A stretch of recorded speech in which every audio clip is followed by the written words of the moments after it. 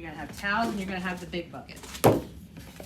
When you're doing your assessment, you're gonna look in your nares, make sure they're okay. You're gonna ask them if they've ever had surgery, injury, deviated septum, whatever, if they have a preference.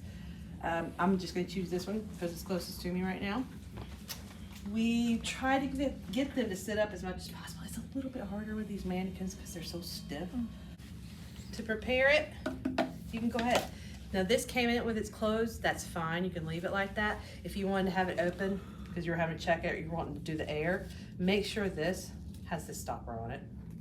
You don't have one in your kit, but in real life, I'm just gonna tell you, you're gonna end up wearing it if you don't have this on. Less than so you would have, if you wanna put it in and then check it, this is what I do. And then you just keep this nearby because you're gonna need it once you hook it up to suctioning, okay? So you have it nearby, you have the lube. Okay, this is a measurement. So from the earlobe to the nose, from the nose to the xiphoid process. Was that 42?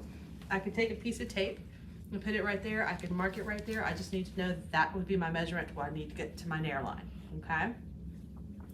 For these mannequins, it won't go in that far. So for your check off, just go in as far as you can. Okay, and you're gonna have your securement device because once you get it in, you're gonna have to hold it in place until you put this thing on. If you let go and you don't have this security, it can shoot right back out the vomit. Got my stuff ready. And I said 42. Gonna lube it up.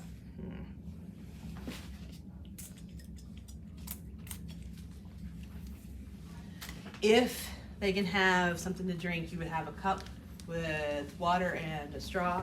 You tell them to hold it, and you say, take sips of water while I'm putting this down. And you would tell them while you're putting it down to swallow, swallow, swallow, okay? And then it's really helpful to have a buddy, because this can be a lot, especially if they start throwing up. That buddy can keep an eye on the mouth and make sure it's not coming out through the mouth, okay? Hold your head back as far as you can, and then swallow, swallow, swallow as I'm putting this in, okay? Here we go, 1, 2, 3. Swallow, swallow, swallow. Looking in, well, don't look too, bad idea. But look in the mouth. Oh, it's actually going to be pretty good. All right, so you would get to the 42 line. You would stop there. You'd have your partner get some air. You would take this, you would kink this, right? Because you don't want it coming back on you. It might. Oh. Yep. Once you kink it, you undo this. Put this on here. Okay. Then you put your stethoscope on the abdomen, and you would push. And we see if we hear the. It's like a gurgling sound. Okay. If we hear it, then great. We're gonna kink it in. Yep. And take that off and put this back on. Don't actually undo these. You're just gonna verbalize it. You put your securement device on. You secure it. You get your X-ray. But maybe check the pH, check your X-ray. Once you get your X-ray and it tells you that it's in the right place, then you hook it up to your suction. Okay, you're gonna kink this off again. Pull this out of the clear one. There you go. And it connects one into that. There we go. Now as best you can, these are kind of gross. And then you would turn it to intermittent because you already have the suctioning set. And there you go. They would start getting relief because it starts suctioning it out. So it's sucking it into you. Mm-hmm. Oh no. It looks a little. There's fluid. Oh, there's fluid coming out. Really? Yeah. Mm-hmm. Nice. Oh, I see it. Yeah, it's fluid now. Oh my God, it worked. That's pretty neat. So, if we were going to take it out, we definitely would have to take it off the suction so that it wouldn't get caught up in anything. You would do the same thing, because it's still got water in it. You're still. So when you undo this, I'm going to kink this. You undo it, hold it up.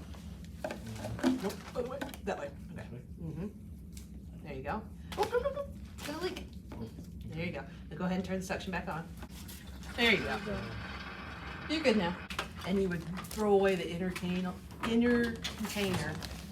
for that. It's at the hospital. I'll show you guys when we go on clinical what it looks like. They look different than this. Okay, you go ahead and cap this. Put this. Just put it back in so you can let go. To take it out, you would get your towel and your puke bucket. You tell them you're going to take it out. You would undo the adhesive on the nose, and then you take it out just like the fold.